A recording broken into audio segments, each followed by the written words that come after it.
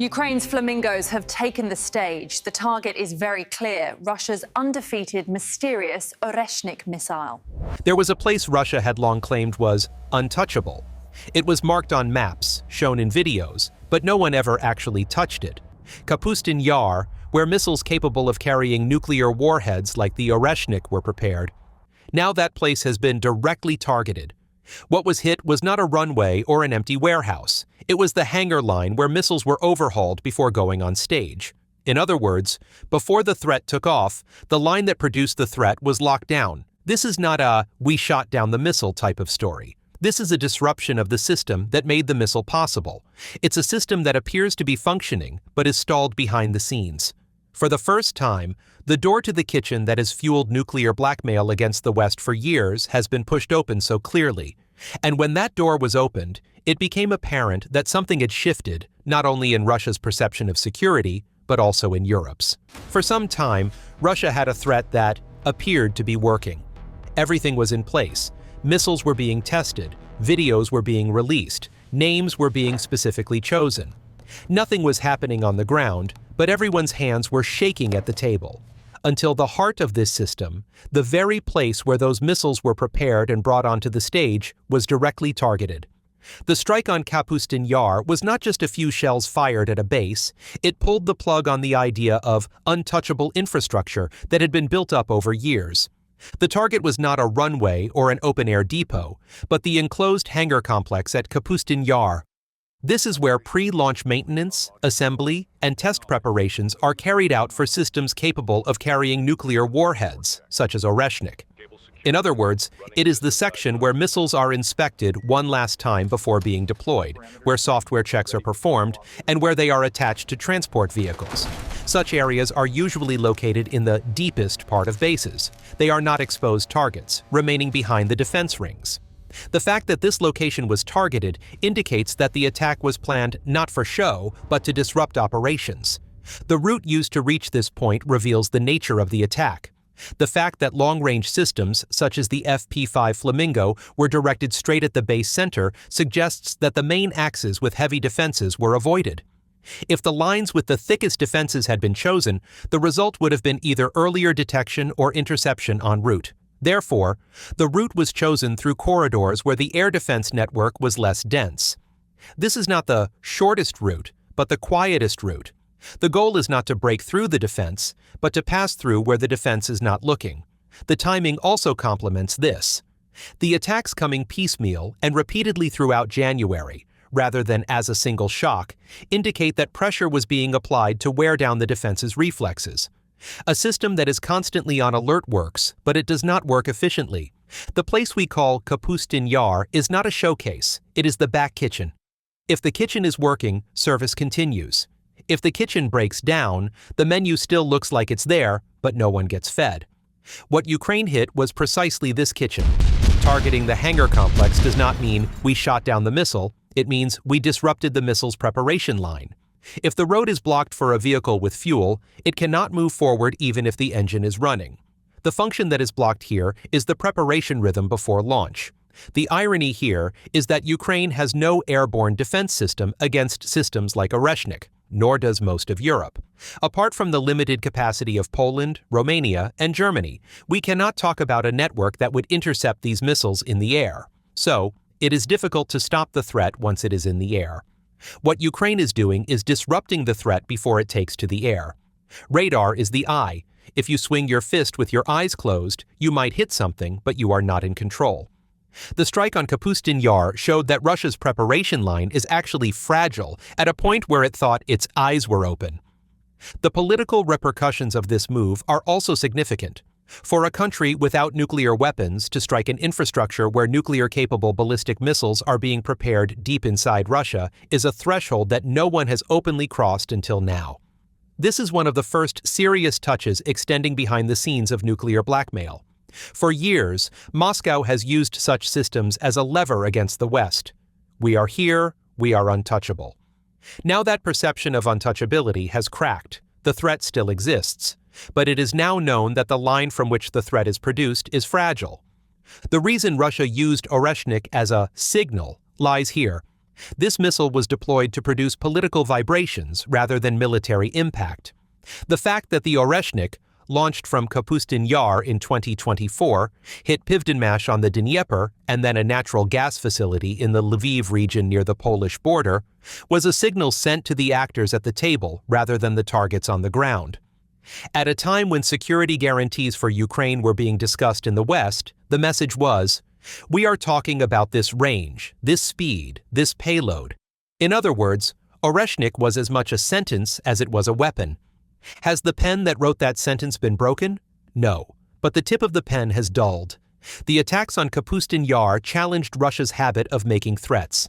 The threatening party is no longer just talking. It has to watch its back while talking. Whether this change in habit will be permanent, or whether Russia will start speaking the same language from somewhere else, will be revealed by the next silent move on the ground. The strike on Kapustin Yar was the first time Russia's nuclear threat kitchen had been touched so clearly. This move challenged Moscow's long-standing habit of talking from a distance. When the threat-producing line became fragile, the need arose to establish balance on the ground with other tools. At this very point, a detail quietly growing on the front line comes to the fore. The fire falling on Ukraine from the Kursk line is no longer just the work of Russian artillery. According to Kiev intelligence, North Korean troops have returned to the field, and this time have entered the fray directly with firepower. North Korean artillery units stationed in the Kursk region under Russian command have begun striking targets inside Ukraine with howitzers and multiple rocket launchers.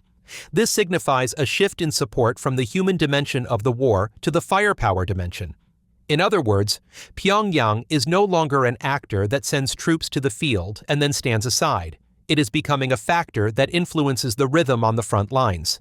It is critical that the fire is coming from Russian territory. This shows that North Korean troops are being used safely from the rear lines without being pushed directly to the front lines. Thus, Moscow can increase the intensity of fire while limiting its own personnel losses. The use of aerial reconnaissance to correct fire also suggests that this is not a random contribution, but is linked to an integrated fire intelligence cycle. This cooperation is not new, but its depth is changing. Support began in the initial phase with ammunition and missile shipments, then expanded with the deployment of special forces. Now, the involvement of artillery units indicates that Pyongyang's military support to Moscow has shifted into third gear. For North Korea, this front is a laboratory for gaining modern warfare experience. For Russia, it is a way to supplement its firepower externally after the strain experienced at critical points such as Kapustin Yar. The big picture reveals the following. As Russia's capacity for deterrence from afar diminishes, the need to increase conventional pressure on the ground grows. While the kitchen is on fire in Kapustin Yar, the stove is heating up in Kursk. Whether this shift in balance is temporary or a new habit of Russia increasingly spreading the burden of war to external partners will be revealed in the coming weeks by the intensity of fire on the front lines. As the intensity of fire increases on the Kursk line, Russia is trying to increase pressure on the ground with external support. The involvement of North Korean artillery is part of Moscow's quest to share the burden on the front lines. But firepower alone is not enough. Without a nervous system to direct the fire, even the thickest artillery becomes blind. At this very point, another fracture quietly disrupted the balance on the front lines. The digital backbone that Russian troops relied on at the front collapsed overnight. Starlink terminals used by the Russian army in Ukraine were disabled. This was not the destruction of a concrete position. It was the unplugging of the command and control network. Maps could no longer be updated, and units could no longer see each other. Some units were forced to revert to paper maps and couriers carrying data between units. The weapons were still there, but the flow that controlled them was cut off. Starlink's frontline function is not simply internet. It is the only reliable line that works even in areas without electricity. The commander's ability to see his troops in real time, the transmission of target coordinates, and the safe long-range guidance of UAVs all depend on this line. When this line is cut, the firepower remains in place, but the connection to the target is lost. When the eyes close, the hand waves. Hitting the target is left to chance. The irony of this disruption is that Russia has begun actively using Starlink not only for communication, but also for kamikaze drones. So what is being cut is not just the communication line, but the ability to strike remotely. The whitelist application introduced on the software side disabled gray and black market terminals in the field, creating a sudden silence on the front lines. Initial feedback indicates that attacks have slowed down in some sectors and come to a halt in some areas. The contradiction that emerges in the big picture is clear. While Moscow is increasing its firepower with external sources such as North Korea, the nerve network that controls this fire is becoming fragile at the same rate. There are artillery shells, there are rockets. But when the flow of information to the target is disrupted, the pressure on the ground becomes erratic.